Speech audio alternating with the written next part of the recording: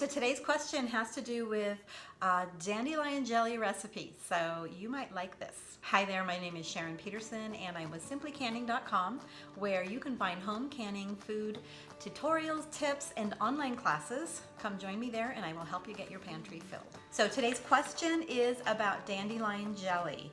This comes from Tony Ann. She asks, I am fascinated by your dandelion jelly. One thing about the recipe I would like a little more input on. You don't say how much water you steeped the dandelion petals in. Could you clarify? Is it 4 cups? Is it 6 cups? And is the water bath necessary? I've made lots of jams and jellies without that. Thanks, Tony Ann. So dandelion jelly, if you've never had it, is so good. A lot of people say it tastes like honey. It's another one of the questions that I always get about that recipe.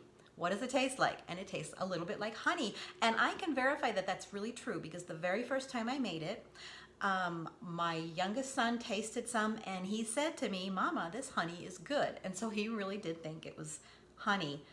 He was about 4 at the time. It was quite a while ago.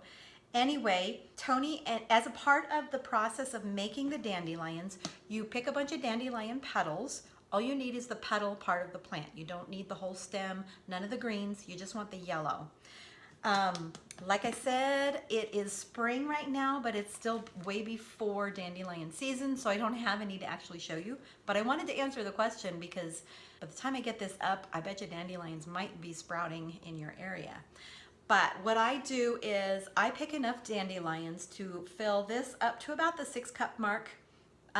It just depends on how much you want to make. And then what you want to do is you want to pour hot water over those petals and let it steep, and it makes a tea. I call it a tea. You don't want to drink it, but when you add the sugar and everything and make your jelly, then it's really tasty. But what you want to do is you want to add just enough water that it covers. So, you know, if your dandelions are up to here, you're going to have your water just above that. All the dandelions need to be soaking in the water. There's not a set amount. You will need about 4 cups of juice or tea for each batch of dandelion jelly that you want to make. So if you want to make a double batch, then just keep in mind that you're going to need 8 cups of liquid. Now what I have done is I will put in my liquid here, and maybe after I strain it and I take my dandelion petals out, I'm just a little bit short, like, you know, a 1/2 cup shy of the right amount of tea. I'll just add a little bit of water. It's not a big deal. You don't have to have, you know, every ounce doesn't have to have been soaked. Now you don't want to replace, you know, more than 1/2 of the liquid with just plain water. That's going to affect the flavor. But as long as you have almost enough water to have about 4 cups of liquid in order to make your jelly, then that's how much you would add to your dandelion petals. Hope that makes sense. Let me know if you have any questions and I'll post them below and I will see if I can answer them for you. And then Tony Ann's second question is, do I need the water bath? And yes, you really do need that water bath.